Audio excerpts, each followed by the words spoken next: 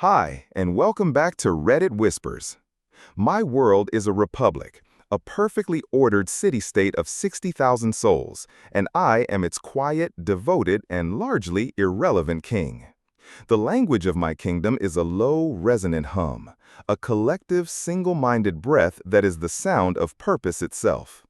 The currency is golden, and it tastes of clover and summer afternoons.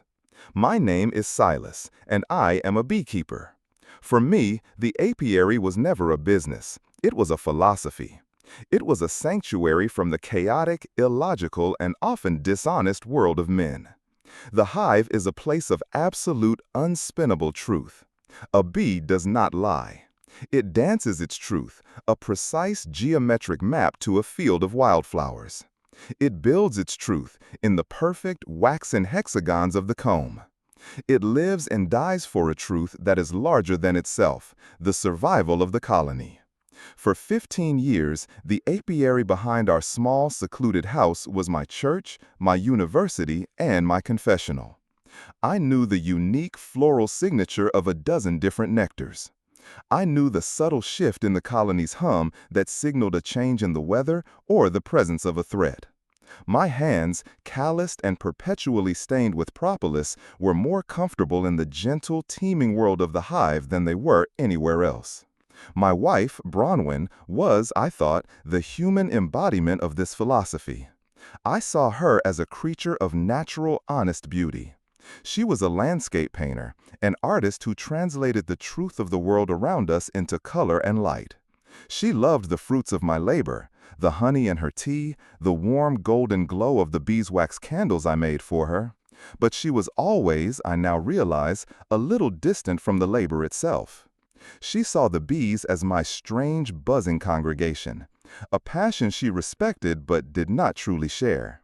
She would watch me from the safety of the kitchen window, a small, appreciative smile on her face as I moved, unsuited and unafraid, among the swarming hives.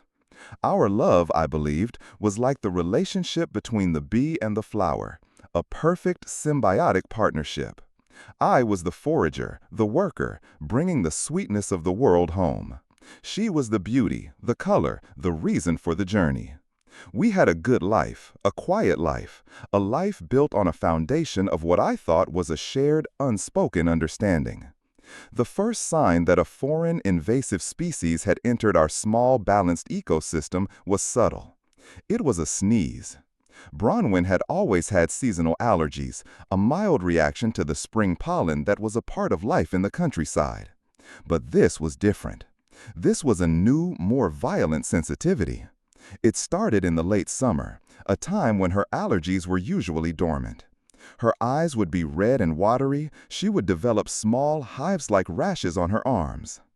"It must be the goldenrod this year," she would say, her voice thick and congested. "It's a bad season." I believed her. I brewed her nettle tea. I bought her local honey, the very substance of my life's work ironically prescribed as a cure for the ailments of the air. But it only got worse. The turning point came on a warm September afternoon. I had just finished harvesting, and I had come inside, my clothes and hair thick with the rich, sweet, intoxicating scent of the hive. I went to kiss her, and she flinched, pulling away as if I had been doused in poison. Her face was pale, her breathing shallow. "I can't, Silas," she whispered, her hand going to her throat. "I can't breathe. It's the bees. I think I'm becoming allergic." The word allergic landed in the quiet of our kitchen with the force of a physical blow. It was an impossible, catastrophic diagnosis. It was like telling a sailor he was allergic to the sea. We went to a specialist, an allergist in the city. I sat in the sterile, airless waiting room while she underwent a battery of tests. I was a man waiting for a verdict on his own life. When the doctor called us into his office, his face was grave. "It's a severe apitoxin allergy, Mr. Blackwood," he said, his voice full of a clinical, dispassionate sympathy. "One of the most extreme reactions I've ever seen. It's not just the stings. Her sensitivity has become so acute that proximity to the hives, to the airborne particulates, the venom, the pollen they carry, it's triggering a systemic anaphylactic response. I'm sorry, but the apiary has to go. The apiary has to go.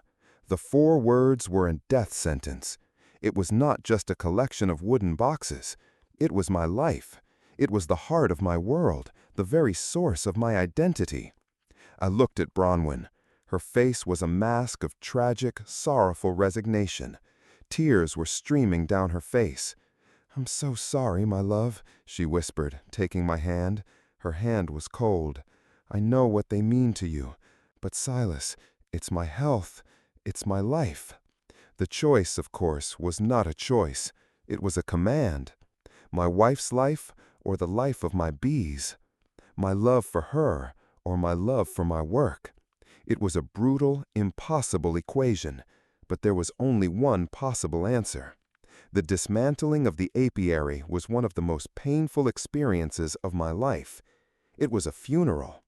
I worked for a week, from sunrise to sunset, moving my 60,000 quiet, humming souls, one hive at a time. Each box was a leaden weight, a coffin for a small piece of my own spirit. I found a new home for them on a remote, fallow piece of farmland 10 miles away, a place I had to lease at a considerable cost. It was a good place for the bees, wild, full of clover and wildflowers, but it was not home. It was an exile. The day I moved the last hive, I came back to our house in the evening, my body aching, my heart a hollow, empty space. The silence in our backyard was deafening. The familiar, comforting hum was gone. The air felt thin, sterile, devoid of its usual sweet floral perfume. Bronwyn met me at the door. She threw her arms around me, her face buried in my chest. "Thank you," she sobbed. "Thank you for choosing me." I held her, and I felt the profound, bitter irony of her words. I had chosen her, but in doing so, I had been forced to amputate a part of myself. And I knew, with a deep, quiet dread, that the empty space where the apiary used to be was now a void that had not just appeared in my backyard, but in the very heart of our marriage. The distance, which had at first been a matter of a few hundred feet, was now a 10-mile drive. And it was a distance that would, I would soon discover, grow to be immeasurable. The 10 miles between my house and my hives became a new, defining feature in the geography of my life. It was a stretch of road I came to know with an almost cellular intimacy. The pothole just after the old Miller farm, the way the light would filter through the sycamore trees at dawn, the lonely, single hawk that was always circling over the fallow fields. This road was my new commute, my daily pilgrimage from the quiet, sterile world of my home to the vibrant, humming world of my work. It was a bridge between the two halves of my life, and with each passing month, the bridge seemed to get longer, and the two halves seemed to drift further and further apart. My life took on a new, fractured rhythm. I would leave the house before dawn while Bronwyn was still asleep, and I would often not return until long after dark. The work with the bees was more demanding now. I could no longer just walk out my back door to check on a struggling hive or to add a new super during a nectar flow. Every task required a trip, a deliberate journey. The apiary, which had once been a seamless extension of my home, was now a separate country, a place with its own customs and its own time zone. I was becoming an immigrant in my own marriage. The distance was not just physical, it was emotional. Our shared life, which had once been a constant, easy conversation, was now a series of scheduled appointments. Our dinners, when they happened, were full of a new, unfamiliar strain. I was tired from the long days, my mind still out in the fields with my bees. She was different. The constant, allergic suffering that had defined our lives for months was gone. Her health was restored. The rashes, the watery eyes, the shortness of breath, it had all vanished as if by magic the moment the last hive had been removed. She was vibrant again, full of a new, restless energy. But it was an energy that was not directed at me. She threw herself into new projects. She started a community garden in the town, a project that consumed her weekends. She joined a book club, a hiking group. Her life was expanding, filling with new people, new activities, new stories. My life, in contrast, was contracting, shrinking to the size of my new lonely apiary and the cab of my old pickup truck. I was happy for her. I told myself that, over and over. I was happy that she was healthy, that she was rediscovering her joy in the world. This was the point of my sacrifice, after all, to give her back the life the allergy had threatened to steal. But a small, selfish, and deeply lonely part of me felt a growing sense of irrelevance. I was the silent, absent benefactor of this new, vibrant life she was building, a life in which I was becoming an increasingly peripheral character. Our conversations became a series of reports from two different worlds. I would talk about the honey harvest, about a new queen I was trying to introduce to a hive. She would talk about the new heirloom tomatoes at the community garden, about a funny argument at her book club, about a new hiking trail she had discovered. We were like two friendly, neighboring countries, exchanging polite, diplomatic reports, but with no real shared economy, no common language. The man who was the subject of many of her new stories was a man named David. He was the organizer of the hiking group, a retired architect who had moved to the area a few years ago. He was, from her descriptions, a man of culture and wit, a man who could talk about art and literature and the history of the local landscape. "David is amazing," she would say, her eyes shining with an enthusiasm I hadn't seen in a long time. "He knows the name of every single wildflower, and he tells the most incredible stories." I felt a small, unfamiliar pang of something I refused to name as jealousy. I was a quiet man, a man of the earth, a man who knew the language of bees, not of men. I could not compete with a storyteller, with a man who knew the names of the wildflowers. I was the man who knew the taste of their nectar. It was not the same thing. I told myself it was nothing. It was a friendship. It was a good thing that she had found a community, that she had found a friend who shared her interests. My world was the hive. It was not fair of me to expect her to live in it with me. So I retreated further into my own world. The apiary became my refuge. The bees were my companions. Their predictable, honest, and deeply purposeful world was a comfort in the face of the quiet, growing chaos of my own emotional landscape. Their hum was a steady, constant truth in a life that was beginning to feel increasingly false. I started spending more time at the remote plot of land.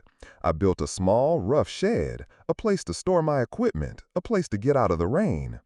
I would sit there for hours after the work was done, just listening to the sound of the hives, a sound that was the only true home I had left. The signs that something was more deeply wrong were there, of course. Small, almost imperceptible shifts in the atmospheric pressure of our life. A new, expensive set of hiking boots that appeared in the closet, a gift, she said, from her hiking group. The way she would now guard her phone, her screen angled away from me when she would text in the evenings. The weekend trips she started taking with the group, leaving me alone in the silent, empty house. Each of these was a small sting, a tiny injection of a poison I refused to recognize. I was so committed to the narrative of my own sacrifice, so determined to be the good, understanding husband, that I was willfully blind to the evidence that was accumulating all around me. I was the man who had given up his life's work for her health, for her happiness. The possibility that she was using that sacrifice as an opportunity for a betrayal was a thought so monstrous, so unthinkable, that my mind simply refused to entertain it. I was a man who lived in a world of absolute verifiable truths, and the one truth I had chosen to build my life around was the truth of her love. To question that was to question everything. It was to admit that the foundation of my entire world was a lie. So I did not question. I just drove my 10 miles, and I worked with my bees, and I lived in the quiet, growing silence of my own self-imposed exile. The day the foundation finally cracked was an ordinary Wednesday. It was a beautiful late spring afternoon, and a sudden violent thunderstorm had rolled in, a common occurrence in our valley. I was at the apiary, and I knew I had to get back to the house to close the windows in the attic, which I had left open that morning. The storm was a fluke, a random act of nature, but it was a fluke that would change the course of my entire life. I drove home, the rain lashing against my windshield. I was not expecting Bronwyn to be there. It was her book club afternoon. The house should have been empty. But as I pulled into the driveway, I saw his car. A smart, sensible Subaru, the kind of car a retired architect would drive. It was parked right next to her own. My first thought was a simple, innocent one. The storm. He had driven her home from the book club because of the storm. It was a neighborly, friendly thing to do. I walked to the front door, the sound of the thunder rumbling overhead. I was not a man looking for trouble. I was just a husband, coming home a little early on a rainy afternoon. I opened the door and I walked inside. The house was quiet, except for the sound of the rain on the roof. I called her name. There was no answer. I walked through the quiet, empty rooms. And then I looked out the large picture window of the living room, the window that looked out onto the backyard, the yard where my bees used to be. The storm was letting up. The rain had softened to a gentle drizzle. And there, in the middle of our garden, under the shelter of the large covered gazebo I had built for her, she was having a picnic. A romantic candlelit picnic in the middle of a thunderstorm. She was sitting across a small table from him, from David. There was a bottle of wine, a plate of cheese and fruit, and in the center of the table, a small open jar of golden liquid sunlight. It was my honey, my wildflower honey from the first harvest of the season. And as I stood there, a ghost in my own house, I watched as she took a piece of apple, dipped it into the jar, and fed it to him. And then she took a spoon, and she ate a large, generous mouthful of the honey herself, her eyes closing in a moment of pure sensual pleasure. And in that single, silent, and utterly devastating moment, I knew there was no allergy. There had never been an allergy. The only thing she had ever been allergic to was me. The world outside the window was a watercolor painting, the colors of the garden blurred and softened by the rain and the gathering dusk. The scene inside the gazebo, however, was in sharp, brutal, high definition. It was a single, perfect frame of film that contained the entire, devastating truth of my life. The honey. The casual, almost lazy way she scooped it from the jar and ate it, a substance that was supposed to be a deadly poison to her, was not just an act of betrayal. It was a declaration of contempt. It was a testament to the sheer, breathtaking audacity of her lie, and to the profound and apparently limitless depths of my own foolishness. I did not move. I did not breathe. I was a statue of a man, my feet rooted to the floor of the house I no longer recognized. The engineer in me, the man who believed in cause and effect, in stress and failure, was watching a catastrophic structural collapse in real time. The foundation of my marriage had not just been cracked, it had been revealed to be a complete and utter fabrication, a stage set built on a lie of stunning, clinical cruelty. Every memory of the last 2 years replayed in my mind, but this time they were stripped of their noble, sacrificial narrative. The doctor's visits, the grave diagnosis, her tears, her suffering, it was all a performance. A long, elaborate, and brilliantly executed piece of theater. And I had been the sole, captivated, and utterly duped member of the audience. The allergy had not been a tragic illness. It had been a tool, a weapon, a perfectly designed and ruthlessly deployed strategy to achieve a single, simple objective: to get me and my loud, buzzing, inconveniently present world out of the house, to create a space, a void, a 10-mile silence that she could then fill with him, with this new life, with the man who was now sitting in the garden I had planted. eating the honey from the bees I had been forced to move. My sacrifice had not been a choice she had forced upon me out of a desperate medical necessity. It had been a trick, a long con, and I had been the easiest mark in the world. I had been so blinded by my love for her, so desperate to be the hero, the savior, the man who would sacrifice anything for his wife, that I had never once stopped to question the premise of the story she was telling. I had wanted to believe it, and that, I now realized, was my true and only sin. I backed away from the window, my movements slow, silent, and deliberate. The urge to smash the glass, to storm out into the garden and unleash the torrent of my rage was a physical, violent thing. But my rage was a cold, quiet, and deeply focused thing now. A loud, messy confrontation was what they deserved, perhaps, but it was not what I needed. To confront them would be to give them a scene to play, a drama to perform in. It would allow her to weep, to apologize, to justify. It would allow him to be the noble, if flawed, protector. It would reduce my profound, life-altering pain to a tawdry, domestic squabble. I would not give them that satisfaction. My pain was my own. It was a pure, cold, and now sacred thing. I would not profane it with their noise. I retreated.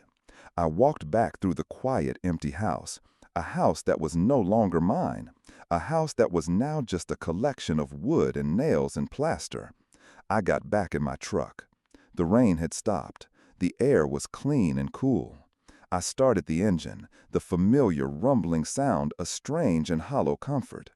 I drove away from the house, and I did not look back. I did not drive to my lonely, exiled apiary. That place was tainted now, a symbol of my own gullibility. I drove to the one place that felt like a neutral territory, a place that belonged to no one and to everyone. I drove to a cheap, anonymous motel on the interstate. The room was a perfect beige box of nothingness. It was a place with no memories, no history, no ghosts. It was the perfect place for a man who had just discovered that his entire life was a lie. I sat on the edge of the stiff, unfamiliar bed for a very long time. I did not drink. I did not rage. I just sat. And I began to think, not as a husband, not as a victim, but as a beekeeper. I thought about the hive. I thought about the absolute, ruthless, and impersonal logic of the colony. The hive is a superorganism, a single collective intelligence.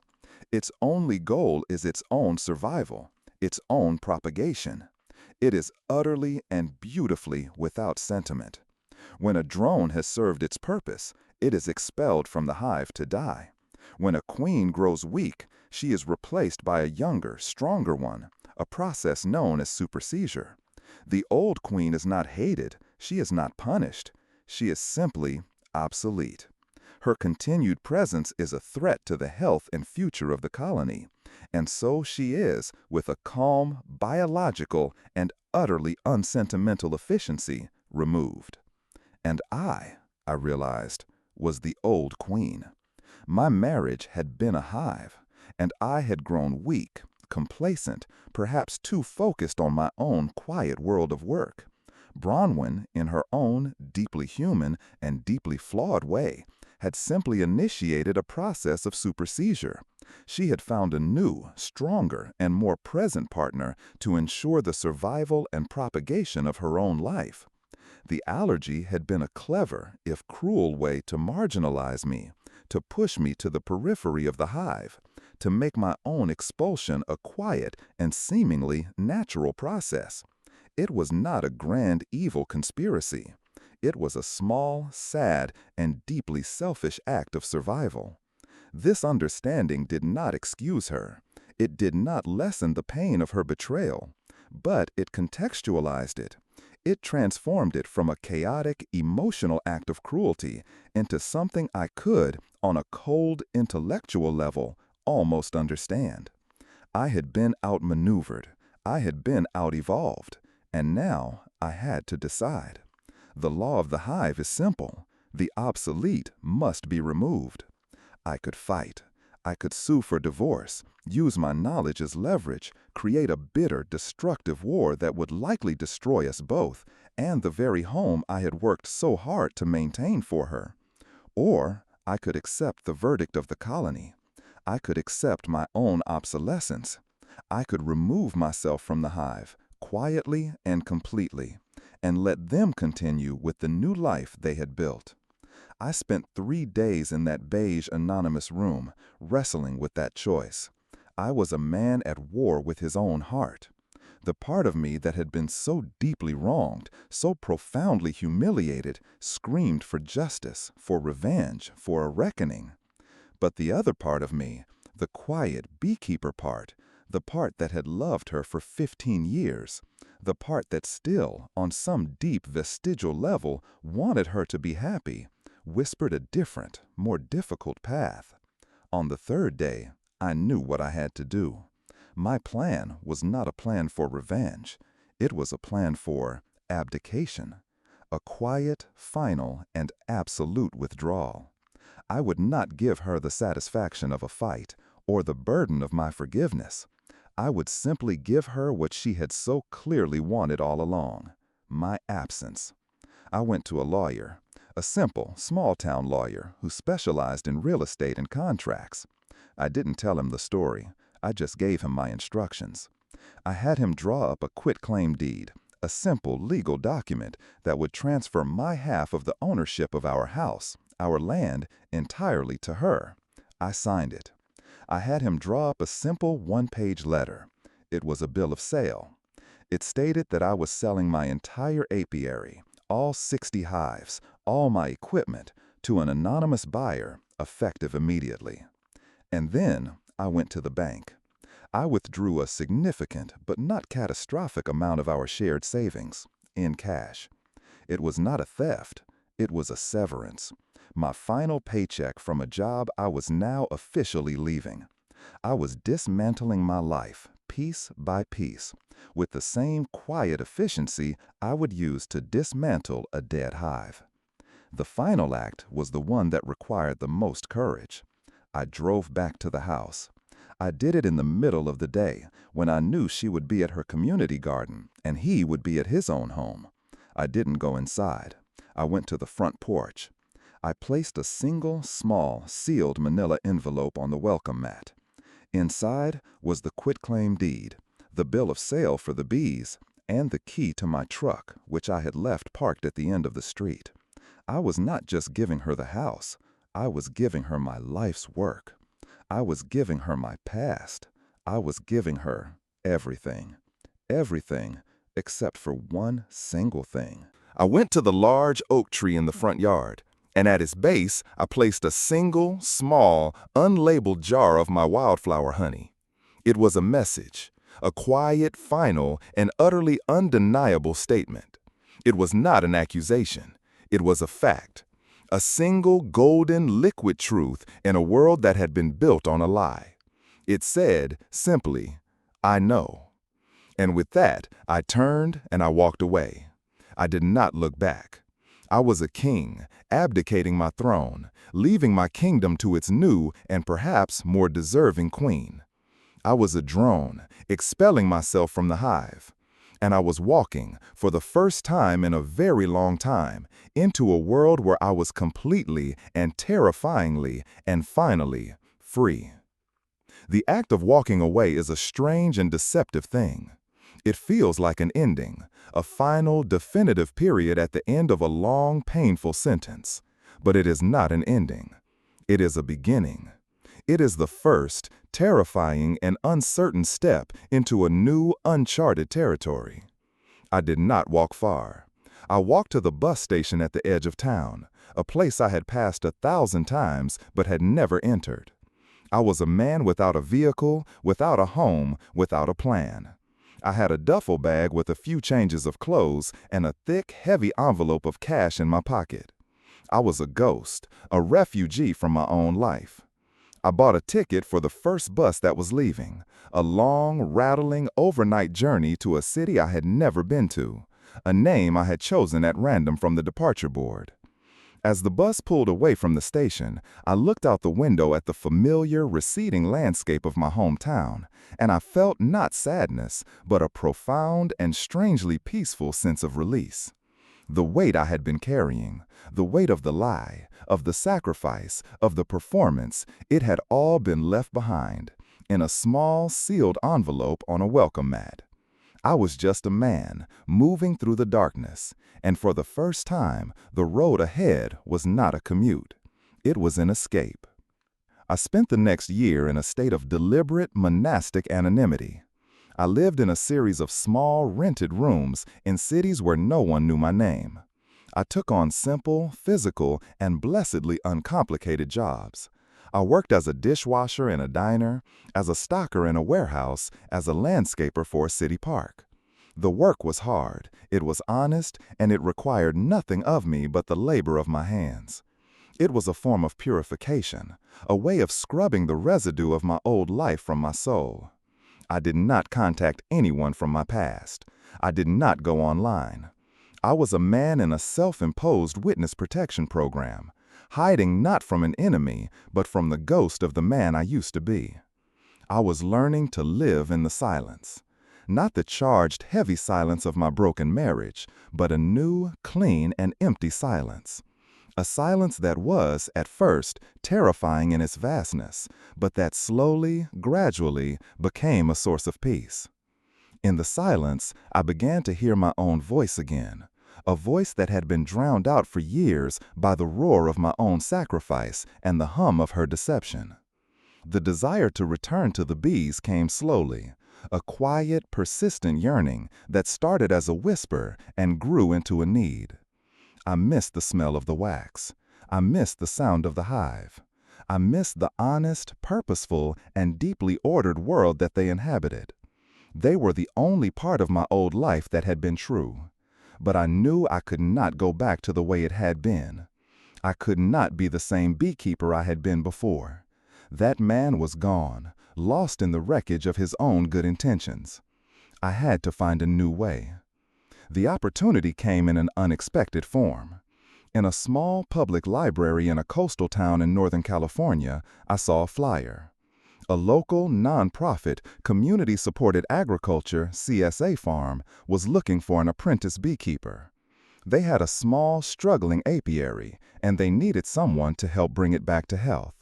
The pay was a tiny stipend and a room in a communal farmhouse. It was not a career. It was a calling. I applied.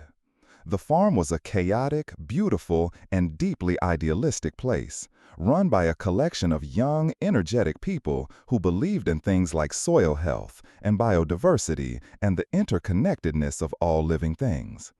They were the opposite of my old, solitary, and self-contained world. Here, everything was connected. The bees were not just a source of honey.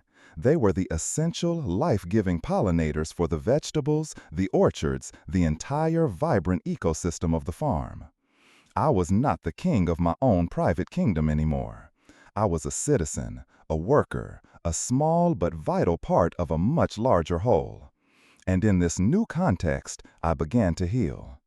I worked with the bees, but I also worked in the fields. I learned the names of the vegetables I was helping to grow. I learned the rhythms of a different kind of harvest. I ate meals at a long communal table, surrounded by the noise and the laughter and the messy, beautiful chaos of other people's lives.